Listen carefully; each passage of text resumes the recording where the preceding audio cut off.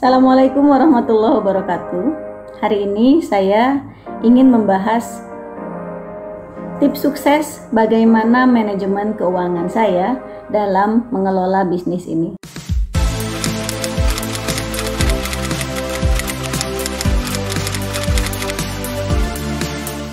Seperti yang sering saya sampaikan bahwa bisnis ini dimulai dari modal orang lain, dari pre-order, dari customer. Jadi customer yang memberikan modal, kemudian saya produksi, lalu di situ ada margin. Dari margin itu saya gunakan untuk menjadi modal, kemudian juga menghasilkan margin lagi. Ketika saya mendapatkan margin, saya ambil sedikit untuk biaya hidup kami, saya dan anak-anak. Kemudian sisanya saya masukkan kembali ke dalam modal. Modal menghasilkan margin lagi. Dari margin itu saya ambil lagi sedikit, selalu seperti itu setiap bulan. Saya ambil marginnya sedikit untuk biaya hidup, sisanya saya kembalikan menjadi modal atau biaya produksi saat itu. Contohnya begini, saya mendapatkan pre-order di angka 5 juta. Jadi ada dana 5 juta. Saya gunakan untuk produksi, kemudian menghasilkan margin 2,5 juta. Margin 2,5 juta ini saya ambil 500.000 untuk biaya hidup selama beberapa hari ke depan, lalu 2 jutanya masuk menjadi modal. Modal 2,5 juta beberapa hari kemudian menjadi 3.500.000. 500-nya saya gunakan lagi untuk biaya hidup beberapa hari ke depan. 3 jutanya masuk lagi menjadi modal. Hingga margin sudah di angka puluhan juta, biaya hidup kan masih belum berubah. Saya ambil biaya hidup masih sekitar 500.000 untuk beberapa hari, sisanya masuk lagi ke modal. Bahkan sampai saya punya margin ratusan juta, belum membeli rumah, kendaraan dan sebagainya. Saya hanya ambil secukupnya untuk biaya hidup, sisanya kembali menjadi modal. Jadi prinsip saya, sepanjang permintaan pasar masih banyak, saya tidak ingin menyia-nyiakan permintaan pasar, karena bisnis itu bisa dikatakan momentum, peluang, menunggu peluang. Ketika peluang itu ada, maka saya tidak boleh menyia-nyiakan situasi tersebut. Saya tidak boleh menyia-nyiakan peluang itu. Kita sedang memberi solusi kepada banyak orang. Lalu ketika banyak orang butuh solusi dari kita, jangan sampai saya menyia-nyiakan peluang itu. Peluang memberi solusi dan peluang menjadikan bisnis kita menjadi lebih besar. Ketika penghasilan saya sudah masuk di kisaran 500 jutaan, baru saya mulai sisihkan untuk membeli kendaraan, karena saat itu kendaraan sangat membantu untuk kelancaran bisnis ini.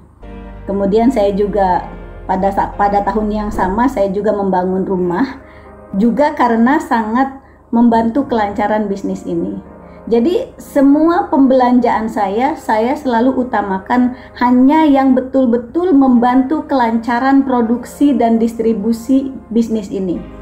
Bisnis yang sedang saya jalani. Tapi kan Mbak, ketika kita punya banyak barang-barang mewah, kita hidup dengan kita memiliki aset yang berharga, itu juga kan bisa menjadi bukti kepada orang lain, sehingga orang lain percaya kita sukses. Bagaimana Mbak Faz meyakinkan calon-calon customer bahwa bisnis ini sukses, bahwa bisnis ini bagus?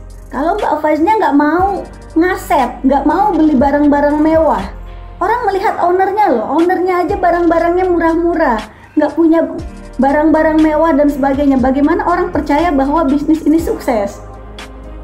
Cara saya untuk meyakinkan calon-calon customer bahwa bisnis ini sukses adalah, yang pertama, tersedianya produk ini dalam jumlah banyak dan beredar di mana-mana dengan kualitas yang sangat bisa diandalkan. Karena kualitas produk ini bagus dan memberikan solusi bagi banyak orang, maka dari mulut ke mulut orang yang menggunakan dan merasakan hasil daripada produk ini akan bercerita ke mana-mana. Itu membuktikan bahwa bisnis kita sukses dan besar. Jumlah stok yang banyak, aktivitas produksi, aktivitas distribusi, bahkan ketika punya kemampuan membeli pabrik, memiliki gudang yang besar dengan segala aktivitas-aktivitas bisnisnya, itu juga membuktikan itu sudah membuktikan bahwa bisnis ini besar.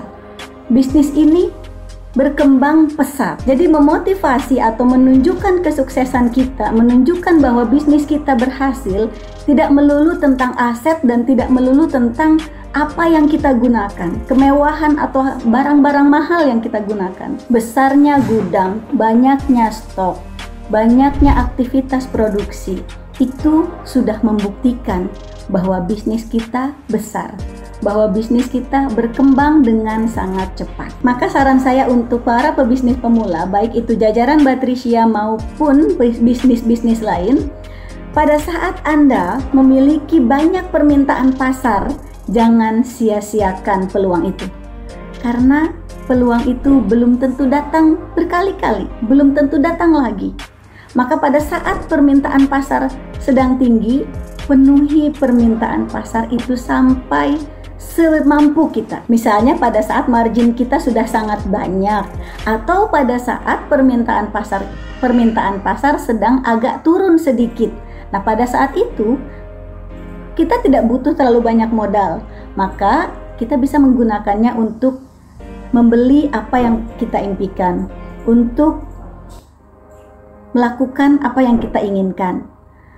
Tapi kalau permintaan pasar masih banyak, fokuslah untuk memenuhi permintaan pasar sebagai bentuk memberi solusi bagi banyak orang. Sepanjang masih banyak orang butuh solusi dari kita, maka akan lebih baik kalau kita berusaha untuk memenuhi, untuk memberikan solusi kepada sebanyak-banyaknya orang. Ulasan saya terkait manajemen keuangan kali ini cukup sampai di sini dulu.